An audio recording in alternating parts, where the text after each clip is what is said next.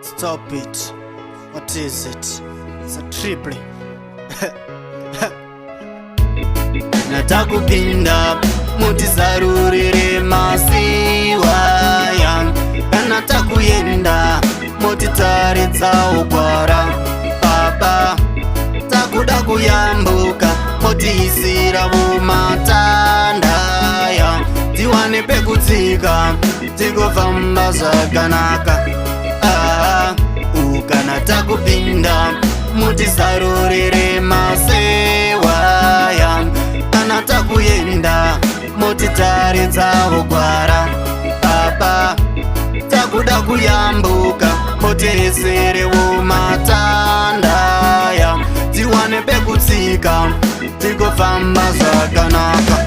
Upenyu wakaoma, upenyu unenge dombo, panyika pano pazere urombo, aimani pavo yamosisi chimbo, ndinodawo kugara nyika yeumambo, ndinodawo kugara pagere machinda, pekwangu vagovhara vachiti apinda triple peace, ngawani ndinoshanda, ndaneta nekugara ndichinzi muranda imi baba. Natakupinda mutizarurire masiwa yangu, kana takuyenda mutitaridza ugwara baba, takuda kuyambuka mutiisira mumatanda yangu, tiwane pekutsika tigofamba zvakanaka.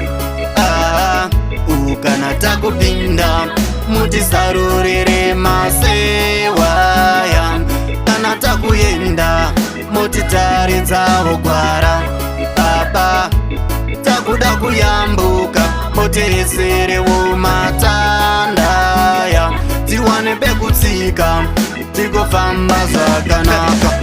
So life is a journey, it's so hard to arrive, but we also believe there is life in our God.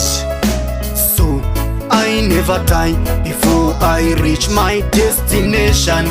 Jesus Christ, my definition, give me that power from the cross and resurrection. Hold on devil, no negotiation. Natakupinda mutizarurire masiwa yangu, kana takuyenda mutitaridza ugwara baba, takuda kuyambuka mutiisira mumatanda yangu, tiwane pekutsika tigofamba zvakanaka.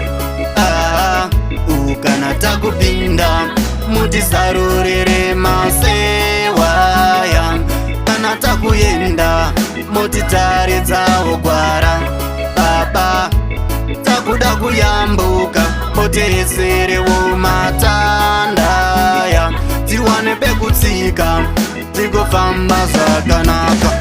Upenyu wakaoma, upenyu unenge dombo, panyika pano pazere urombo, aimandi pavo yamosisi chimbo, ndinodawo kugara nyika yeumambo, ndinodawo kugara pagere machinda, pekwangu vagovhara vachiti apinda triple peace, ngawani ndinoshanda, ndaneta nekugara ndichinzi muranda imi baba.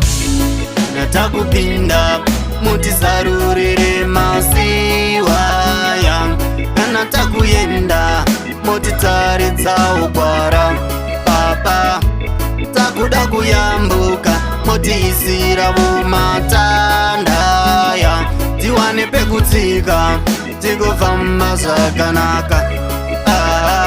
Ukana takupinda mutizarurire masewa yangu, kana takuyenda mutitaridza ugwara baba, takuda kuyambuka mutiisire mumatanda yangu, tiwane pekutsika tigofamba zvakanaka.